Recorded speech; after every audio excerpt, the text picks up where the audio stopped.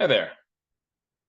I think we'll give it maybe 20 seconds and then we'll kind of launch into it.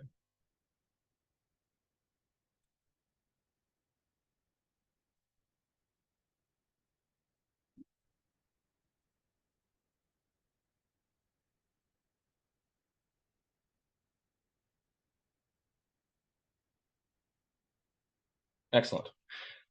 So I'm the CEO of Boosted AI, and I guess it's just a little bit of quick background on myself and kind of the firm.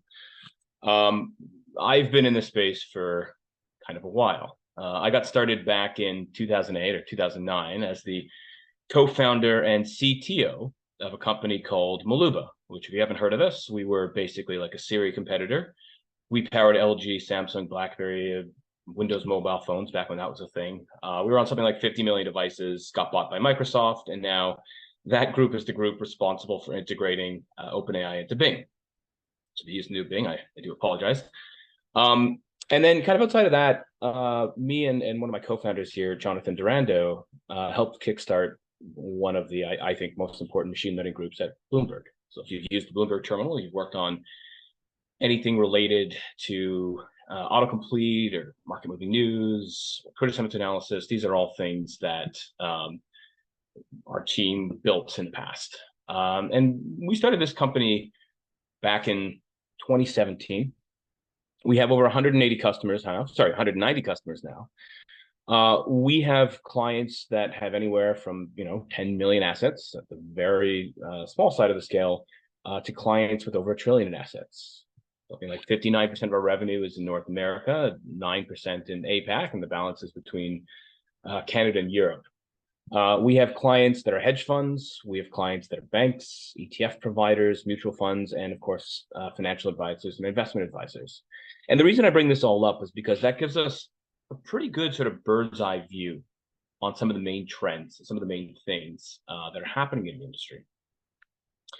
And so as we've been kind of building out our applications, it's really let us focus and narrow down on the sets of areas that we think this kind of technology can be really valuable.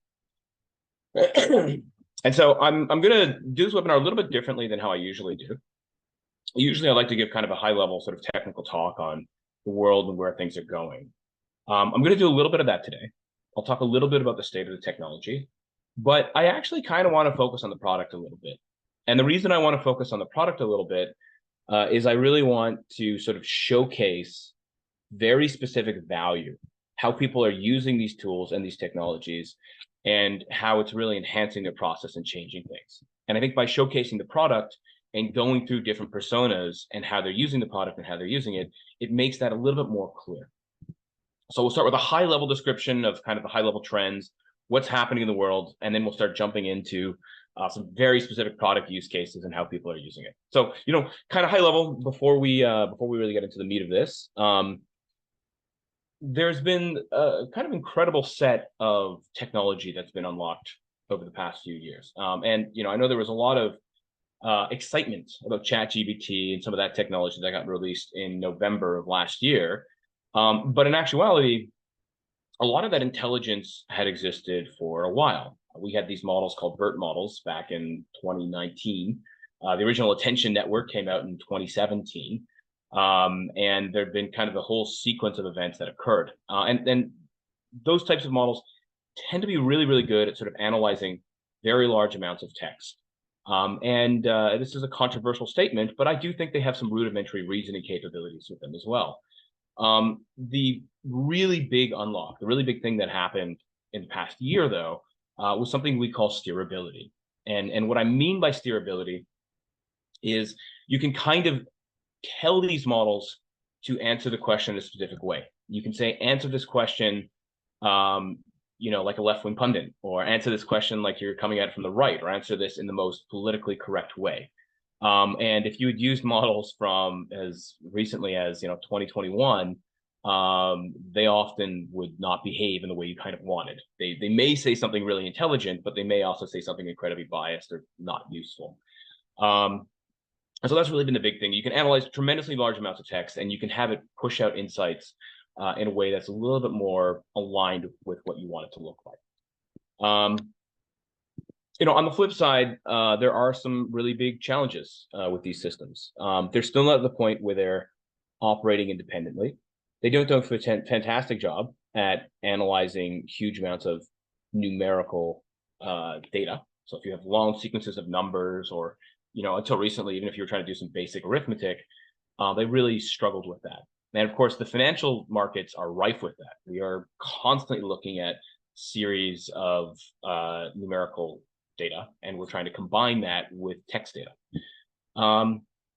And then there's this problem known as hallucinations, where sometimes LLMs will state something, and they'll state something very confidently, but they will just be blatantly wrong.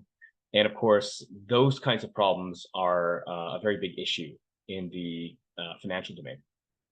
And so we kind of build technology that is really, really good at handling all those types of issues. The technology we have has all of the great analytical capabilities of these large language models and their ability to handle huge amounts of text.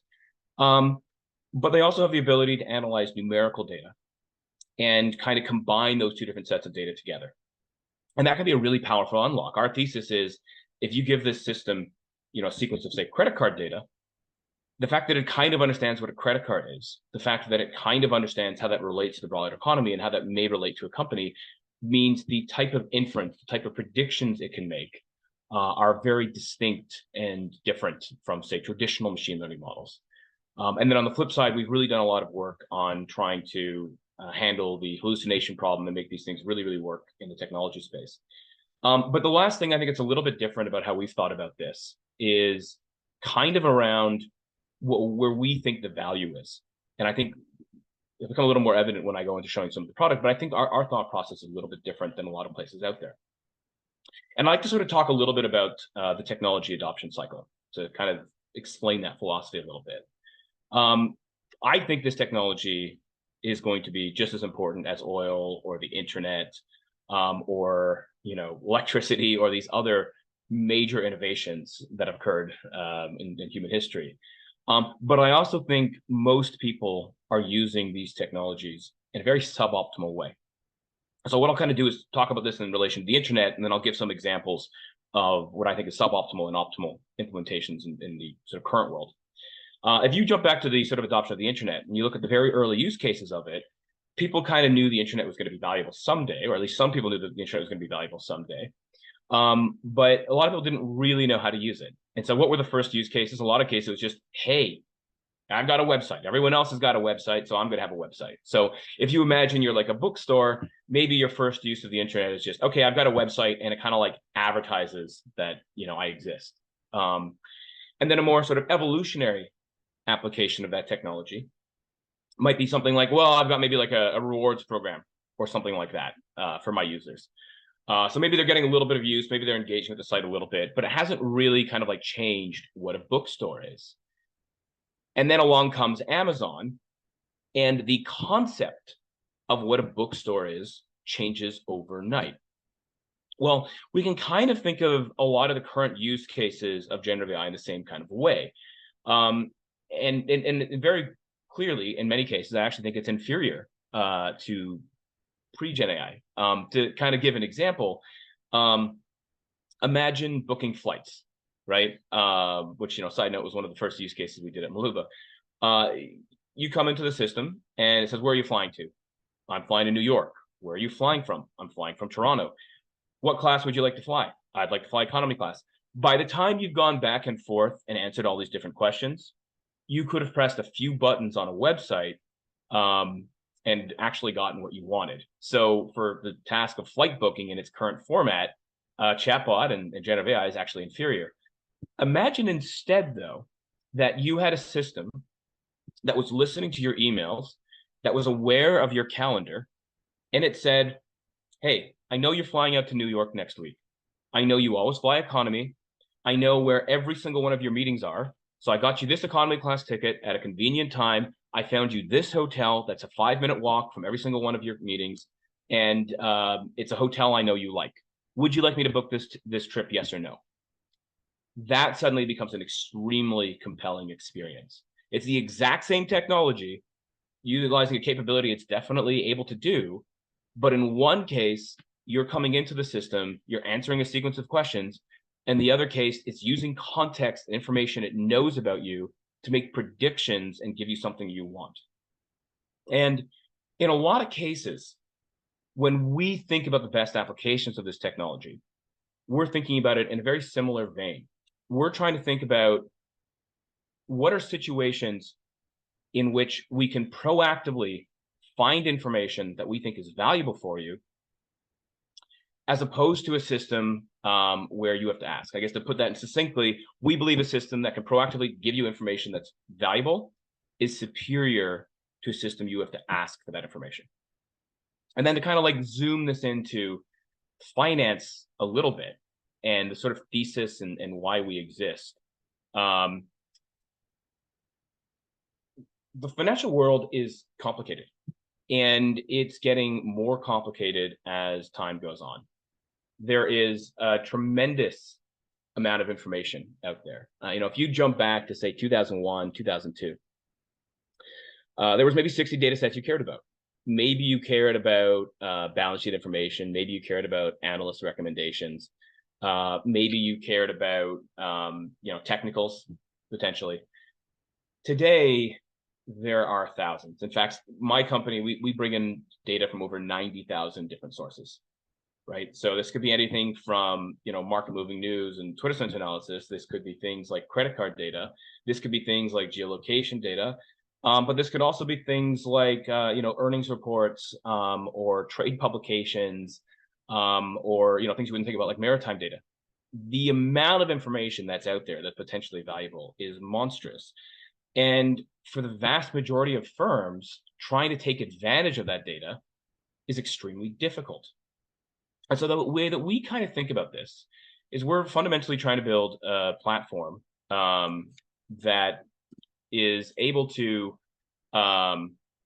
understand who you are as an investor. So we want to understand a little bit about your investment style, your investment beliefs, the kind of data you maybe have access to, would like to have access to, your goals, your objectives. And then we want to wade through this massive ocean of data. And we want to find and push out very specific insights that we think are valuable in your process. And so what I'm going to kind of do now, I'll shift over a little bit to giving a demo, and I'm going to showcase a few different examples of that.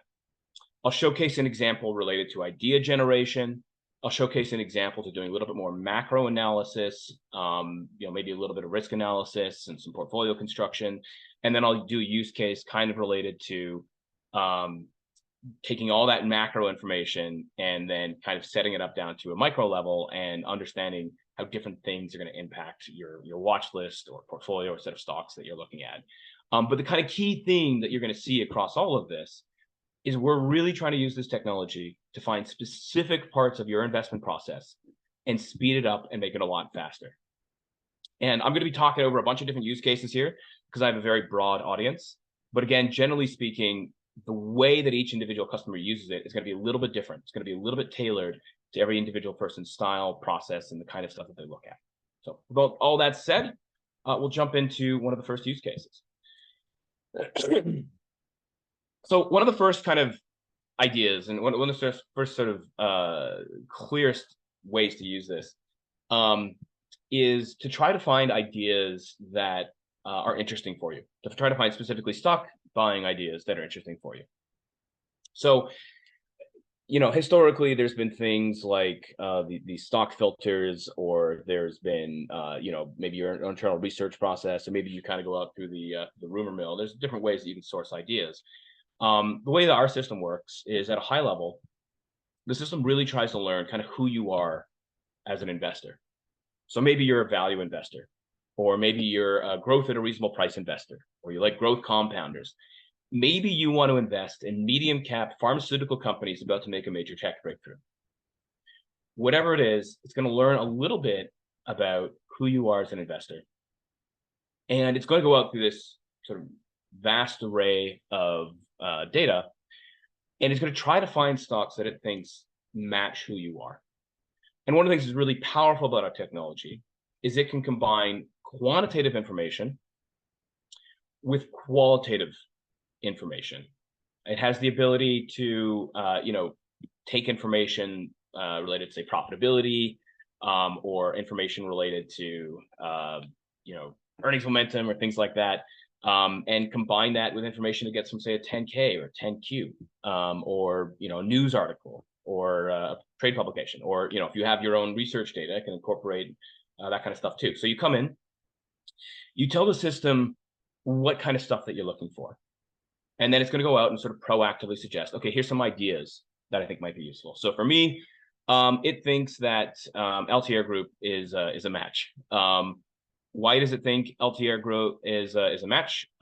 Their low common dividend yield and low book value indicate a focus on growth and operational profitability. This is supported by a 37% increase in net earnings, strategic acquisitions like NJOY Holdings, and a commitment to grow smoke-free volumes by 35% by 2028. So very, very quickly, just one paragraph, I can kind of understand a little bit about why maybe this might be interesting for me. So, okay, cool. That catches my attention. I click into it. And very quickly, I'm going to start getting a lot of explosive information about the company. It's a strong buy. It's low risk. It's high reward. It matches a whole bunch of different criteria that I look for when I'm investing in a company. I can click in and learn a little bit more about some of the things driving it. So, for strong financial performance, it's going to give me some specific information around the net diluted EPS, talk about its diversified portfolio, strategic investments, smoke-free product growth, and again, with a little bit more, detailed information, mentioning the whole 800, million units by 2028, and strong future outlook. Excellent. And then if I want to, I can actually come down and I can actually sort of see, well, what are the raw numbers that are driving this? So in this particular company, it thinks it has a high quality score relative to the rest of its companies. And then if I want to, again, I can sort of click down into the very specific numbers and the very specific formula that actually drove this criteria. So again, combining quantitative information with qualitative information and sort of creating these sort of concentric rings of complexity, where at a high level, it's able to take an ocean of data and really quickly pitch it and explain it to you, just like an analyst would. But then you have the ability to sort of interrogate it and go all the way down to the building blocks and the actual raw numbers that led to these conclusions.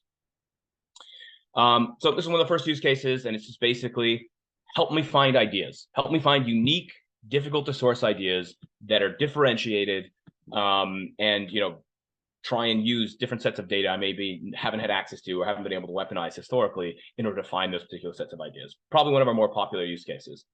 The next one that I like to talk about is kind of thinking a little bit about what's happening in the market and how to position yourself relative to what's happening in the market.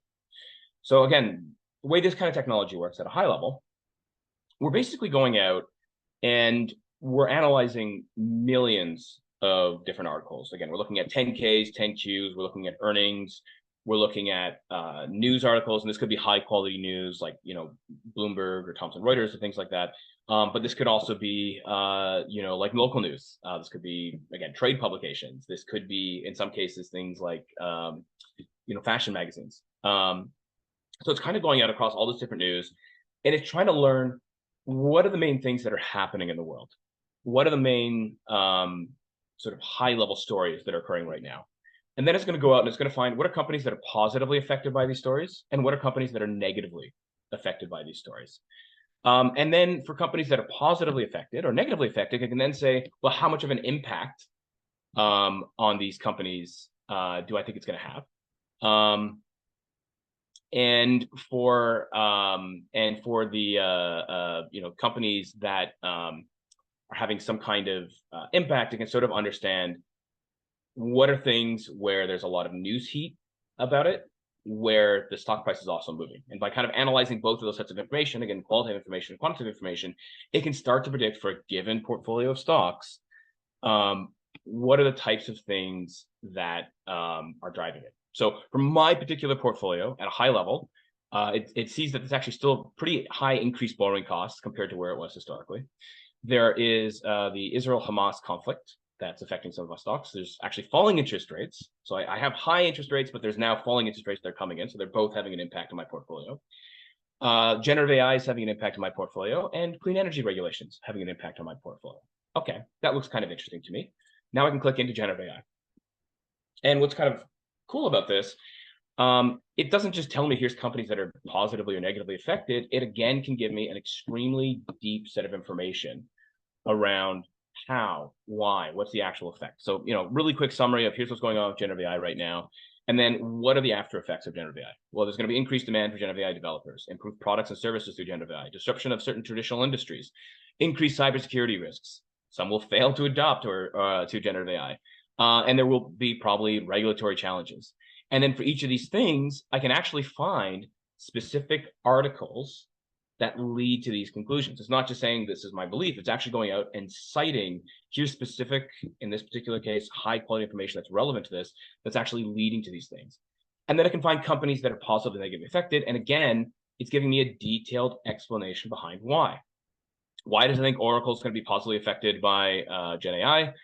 Certain improved product and services. There's going to be increased demand for generative developers. I guess on the flip side, though, it's a little bit worried about some of the regulatory challenges. And then for each of these things, I can actually get, very detailed information on, well, what are the product suites that Oracle's releasing related to this? What are the specific parts of it that'll be positively affected or negatively affected? Here it cites a little bit about some of the challenges related to regulatory challenges. So again, you can get this like very, very detailed report about every single company you hold and exactly how it's going to be affected by certain secular tailwinds or headwinds.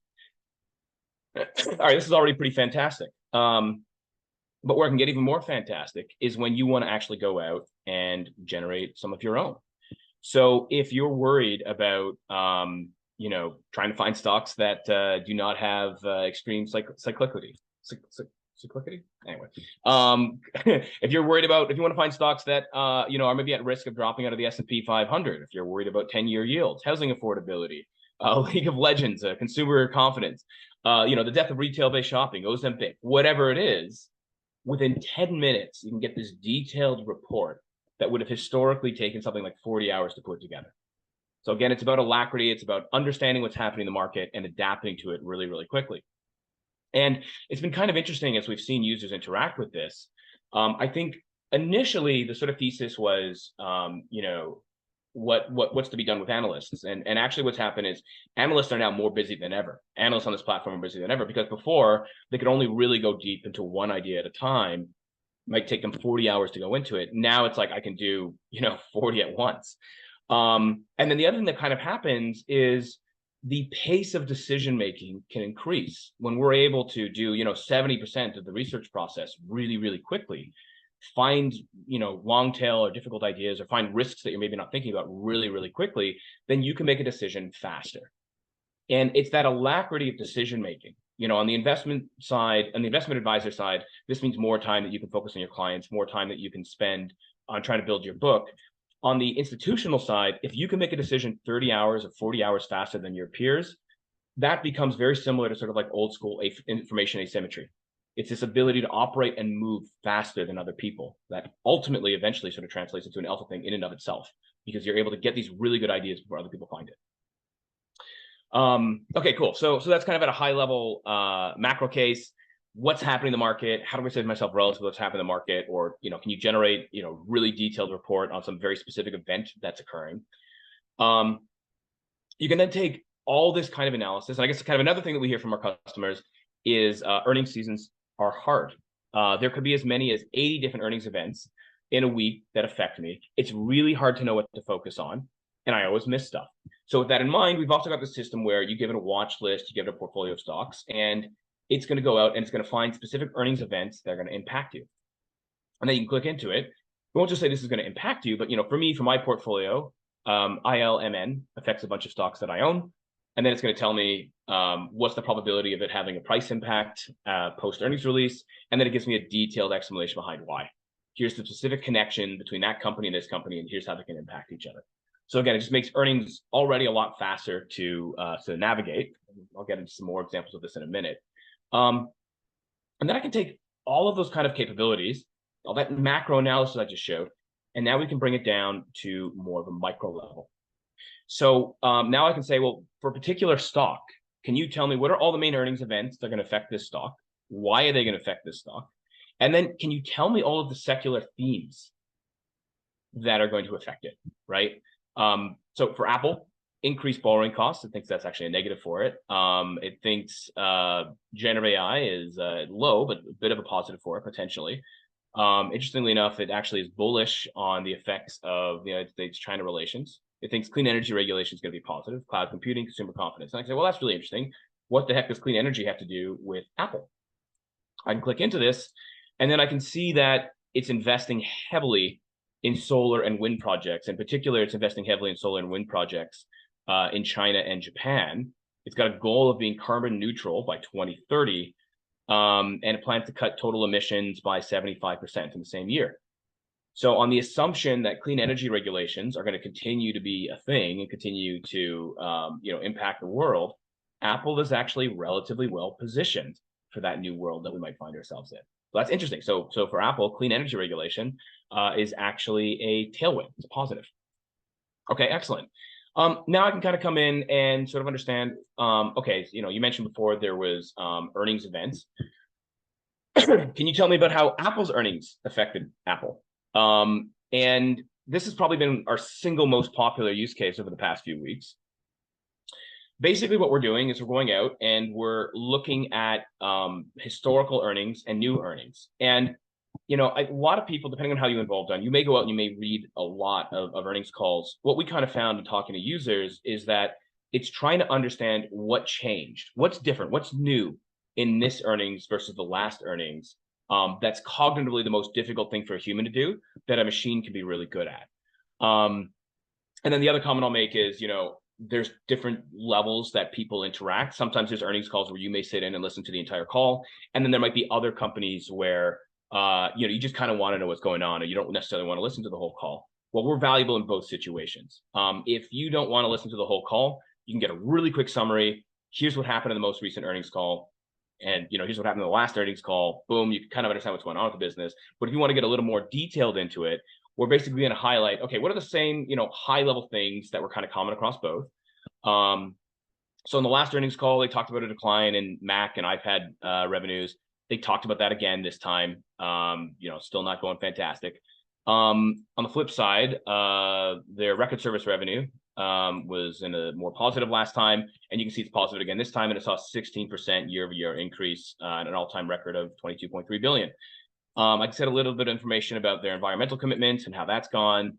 And then what's a little bit new? Well, they saw record revenue in several different companies. iPhone revenue, exceeded expectations compared to last time where it was a little bit more negative, where it was down. Service records again hit an all-time high. Mac revenues were down year over year. Wearables, home, and accessory revenues declined, and Apple's future outlook was somewhat neutral compared to where they were historically.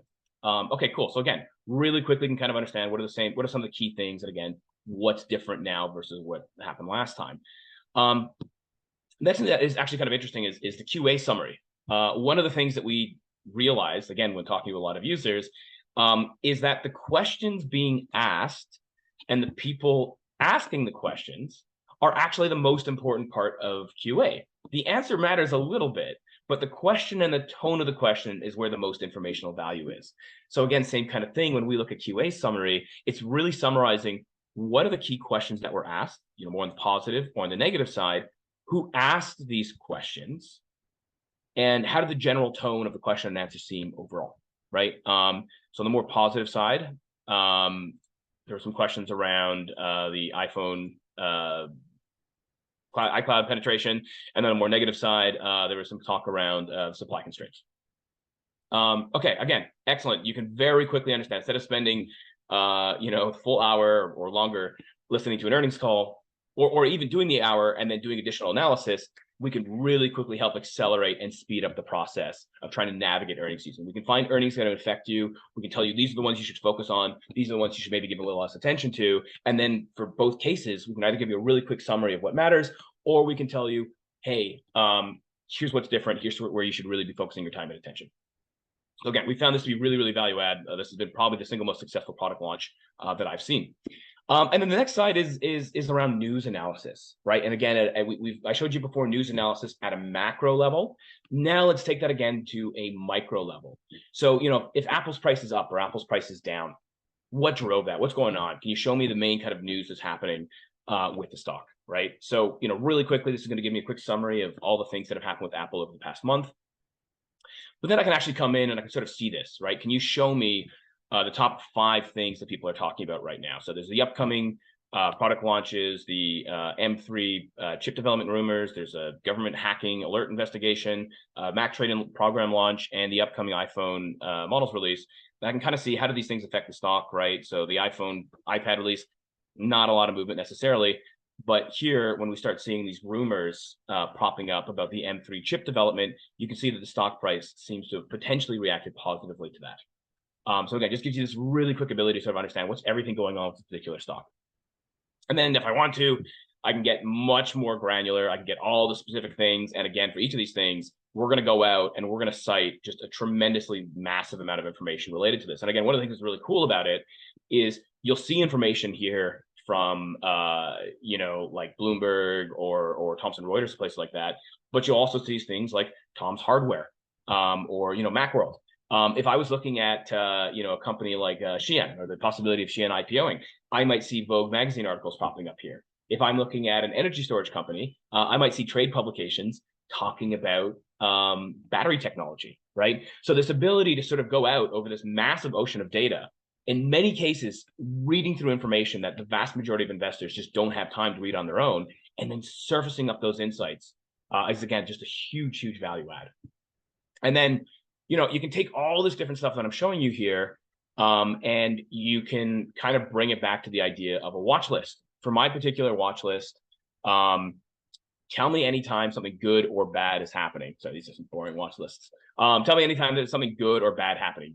Ping me when I should be taking a look at this. And in the short term, it's really around these quantitative moves. But as we look to the end of the quarter, a lot of this will be, if there's a news article that's happening that's affecting a bunch of your stocks, or if there's a big macro shock that's affecting a bunch of your stocks, or if there's an earnings event that's about to hit and affect your portfolio or a bunch of your stocks, notifying you about it ahead of time, telling you, hey, this is something you should pay attention to, and then giving you really quick and valuable insights.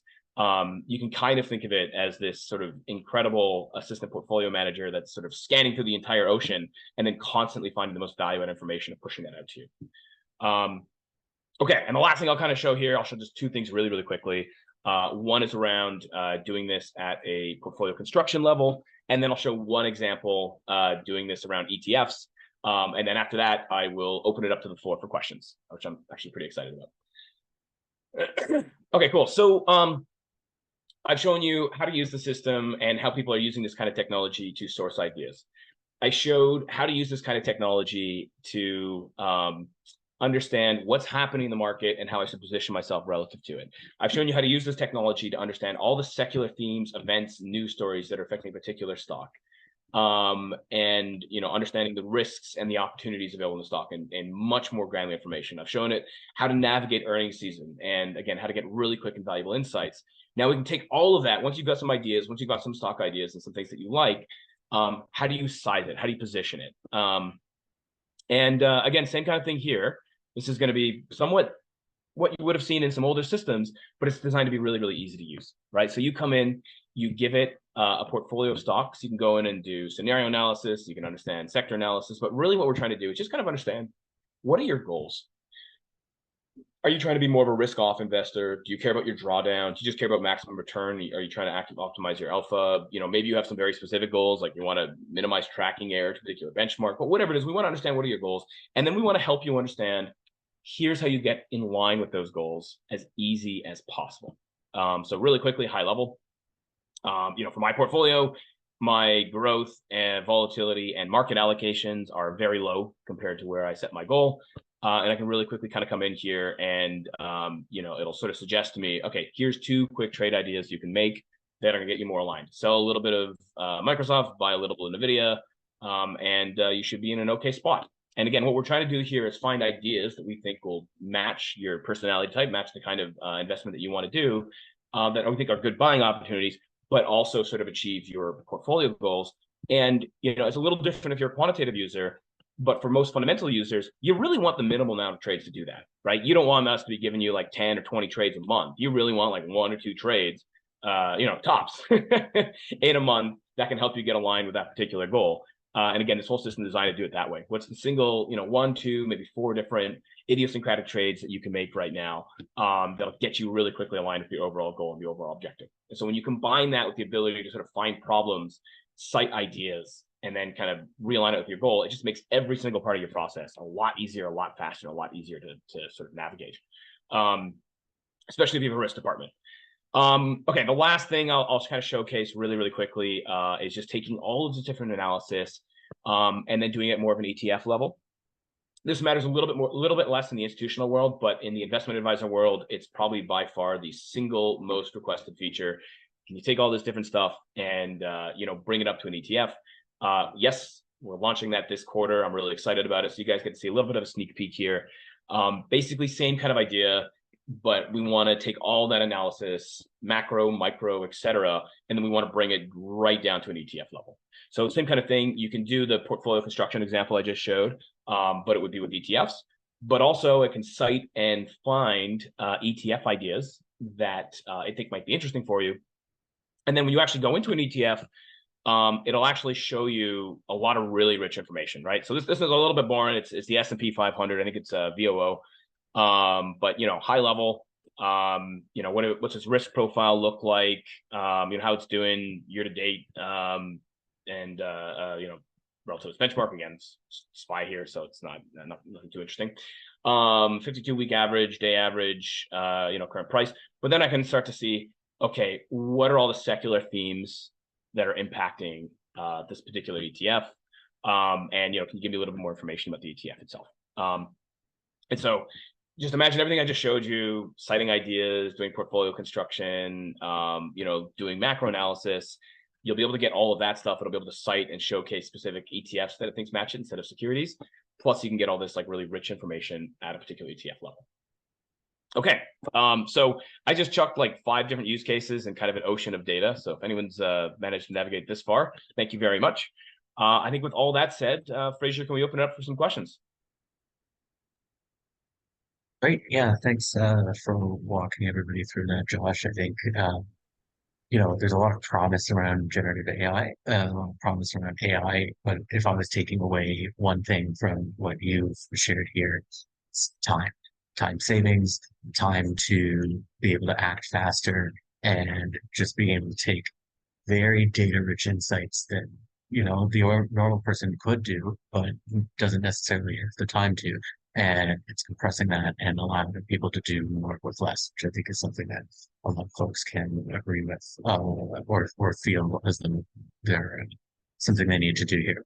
So let's jump into some of the questions here. First question I've got is, person is asking about seeing specific examples versus kind of the overall promise of benefits.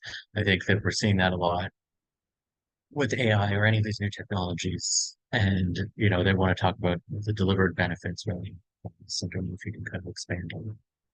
Yeah, I think the really key thing for me, and again, I just sort of showcased like 5 different examples here, but the really key thing for me is just finding parts of your process and making it a lot faster. Our thesis is that, an AI is not going to replace you, but a person using AI might. And the primary reason for that is because if we can take your research process and we can take it from a 40-hour process to, a few hour process or a 10-minute process, if we can take the process of doing risk analysis and make that a lot faster, if we can make the speed at which you react to things happening in the world and the market faster, if we can make it easier to understand when your 2-year, 3-year thesis should be doubled down on or is no longer valid, and you can do that faster. All of these things ultimately make you better at your job. And the people that don't have access to this technology will lag. And in the short term, there's a huge opportunity there because, we have 180 clients, but that's still relatively early days. There's still, a lot more room here for both this technology and for the space to grow. But my thesis is 5 years from now, 10 years from now, this just becomes table stakes. This becomes a core part of how you need to operate if you want to stay in the industry.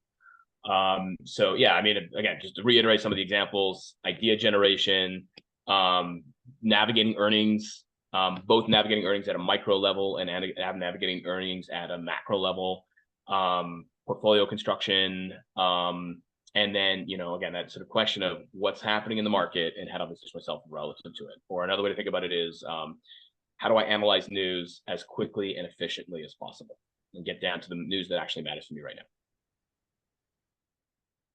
Great. Yeah. Time. I think again, it's really Time, just, time, time. you know, Yeah, time time, is time is money. the universal constant there. And Everything is about for making you sure. faster. Next question we've got here is about, have you seen any differences from how sort of large cap managers are able to use this data versus folks that are using kind of like small or even micro cap fund managers, how they're able to use AI and data? Yeah, I love that question. I mean, there's as much variety as there are people in the industry. Um, one example of a use case I didn't talk about here, but I think this kind of technology is going to change the ETF business quite fundamentally. And the reason I think that is because of two things. Number one, you can find things connected to an idea using this technology that would be really hard without it. The example I like to talk about is with like generative AI. You can use generative AI to find like Amazon and Oracle and all those boring ones. But if you actually go into generative AI and you look at, some of the smaller companies in there, it's going to find companies that do like cooling systems for data centers. It found a company that does, like lenses for image recognition. It found a company called NRDY that was basically integrating generative AI into its tutorial process. Um, and so you can find these like sort of non-standard companies that'll benefit really heavily from these kind of themes that would have been really hard to find without this technology. So that's reason number one. You can start making much richer ETFs and sort of passive products than you could before you had this kind of technology. The other thing is, we think about ETFs today, they're pretty opaque. You as a user just kind of have to trust that the manager knows what they're doing. Well, with this kind of technology, you could build an ETF that you could literally talk to, that you could literally kind of understand what's the exact thesis. So like that, there's a very like extreme example of like, okay, there's some clients that are trying to use this technology and actually like launch full on ETFs on the back of it. Then you've got clients that have huge amounts of rich internal data. And so like one of the things that again is proven to be quite popular is we're taking sort of on-prem versions of everything that you saw here. And if you have like management calls, if you have maybe internal research, or you've got a bunch of data that's getting aggregated into your email inbox, and you just want to process that or analyze it or understand it better, or kind of understand like what matters and what doesn't matter. These are all data feeds you could hypothetically plug into this system in more of an on-prem way. On the advisor side, it's really about how do I distinguish myself from other people in the fastest, most efficient way.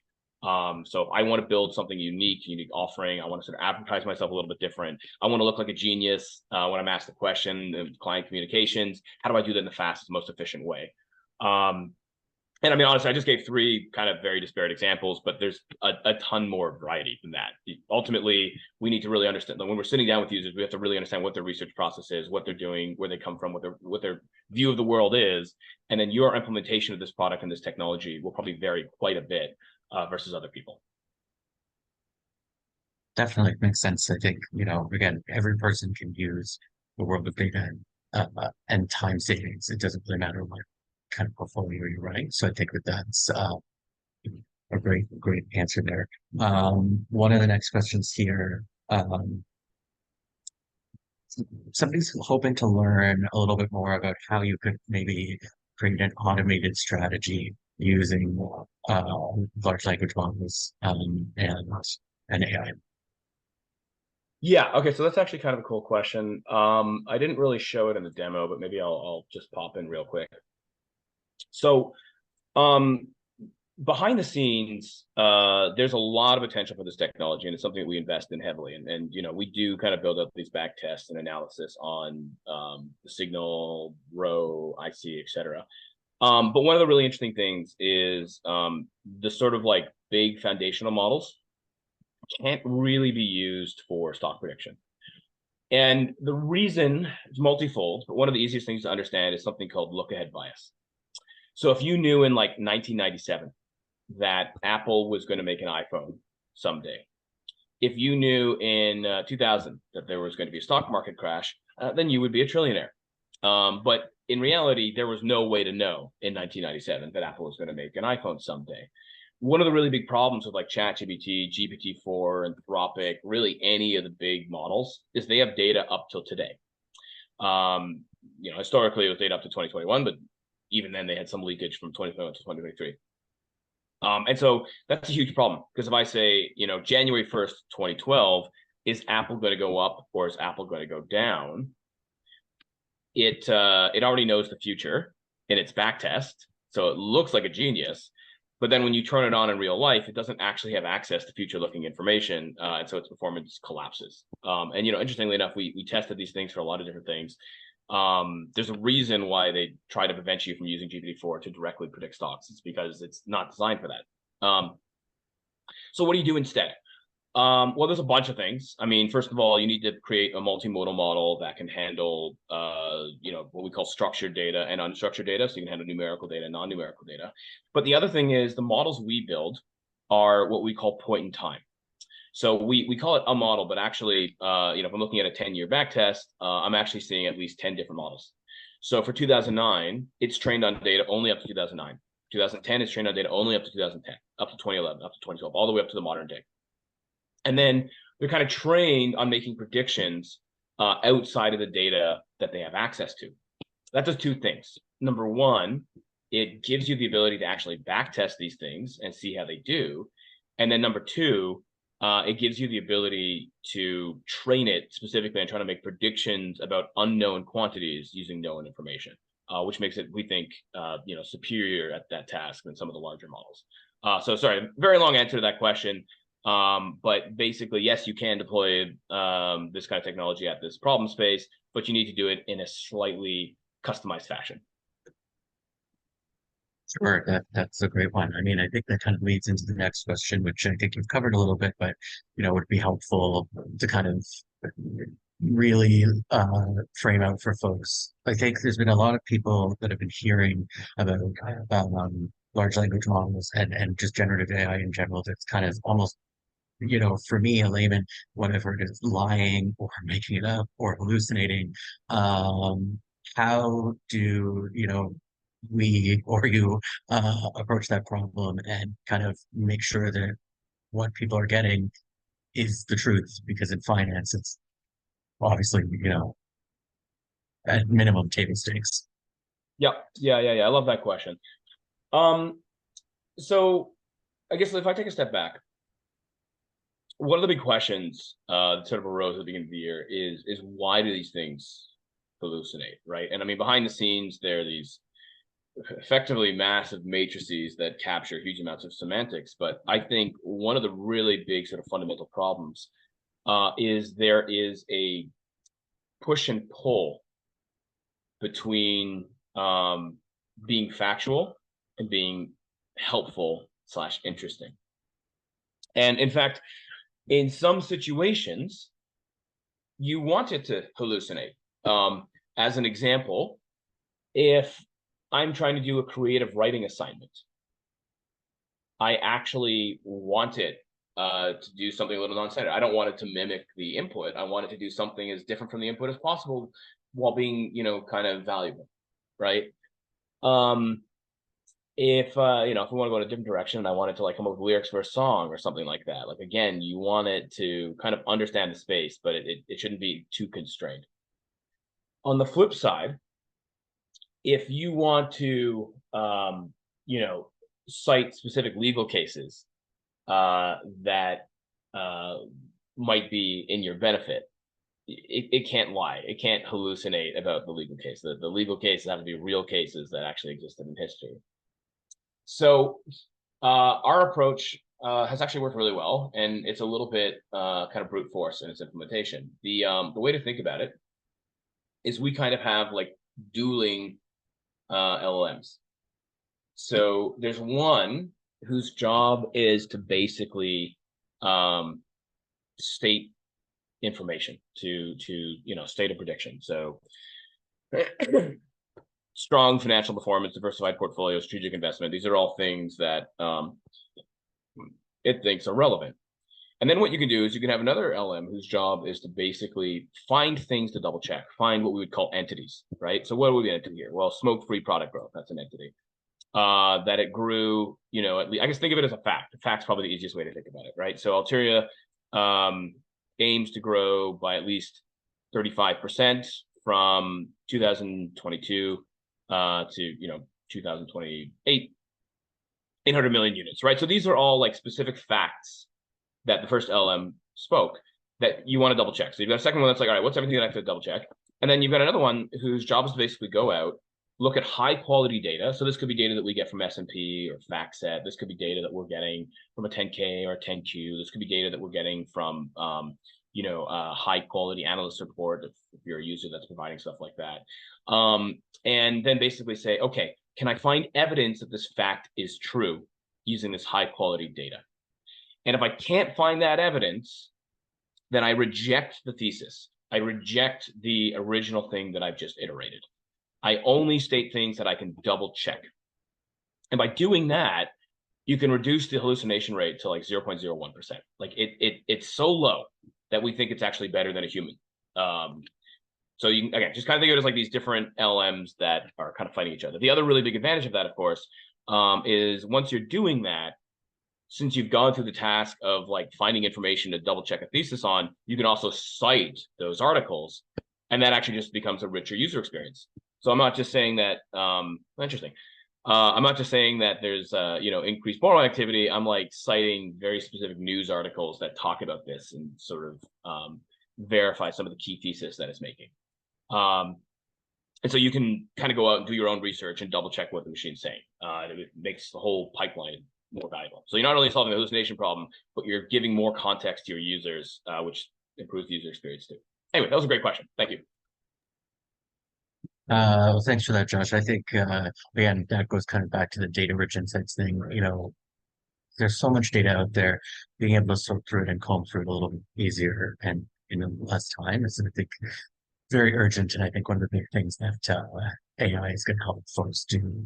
We've got a lot of other good questions, but I do want to be mindful of time here. So I think we'll just do one last one here. And on that one, kind of walk through a little bit of how you see the future promise of AI in terms of it kind of predicting for you what you need before you even need it. But what do you see in the next kind of year for AI, Gen AI, Yeah. fintech, So capital markets? yeah, I mean, I think a bunch of things. Like, I think one thing is just in terms of like technology, the hallucination problem is going to be more or less solved in the next year, in my opinion. We did something I think it was kind of cool and innovative and works really well for our problem space. But I don't think it'll take long for other researchers to figure that out.